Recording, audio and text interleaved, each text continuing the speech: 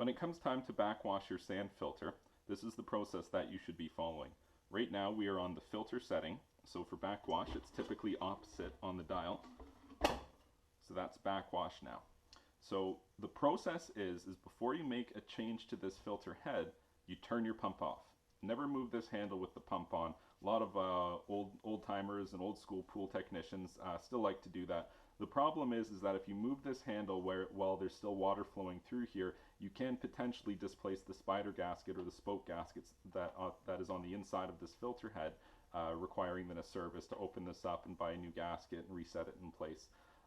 So to make sure that you don't cause any of those problems, just turn off your pump before you change the style. So we've turned off the pump, we've turned to backwash, and now we would turn the pump back on. Water would begin to discharge through the waistline here as soon as the pump gets its prime back. There's a couple of ways to know how long to backwash. Some people just go with kind of a rule of thumb. They know that if they backwash every week and they do so for 2 minutes, then they know that typically speaking, their filter pressures will continue to run good. There is another method to tell, which is the sight glass here.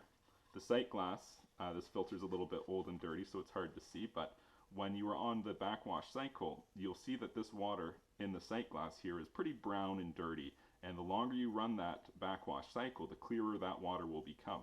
So in theory, you just run your backwash however long that takes until this sight glass is showing clear water in there. So that's anywhere between 1 to 5 minutes for most pool systems. So let's say that we've completed that. Let's say we did a 2-minute backwash.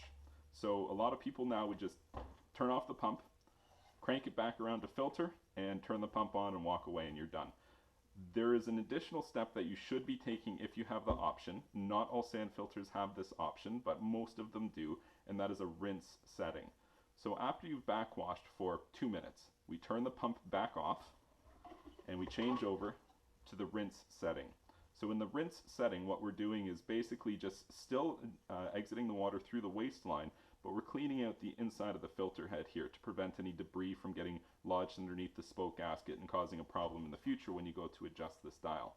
So if you were to backwash for 2 minutes, then a good rule of thumb would be to rinse for 1 minute, or half the length of time that you backwashed for. If you backwashed for 5 minutes because the filter was really dirty or it was the end of the year, then rinse for 2 minutes, 2.5 minutes, something like that. But if you're doing that additional process, you're helping to make sure that you won't cause any unnecessary problems within your filter head, and that is how to properly backwash your sand filter.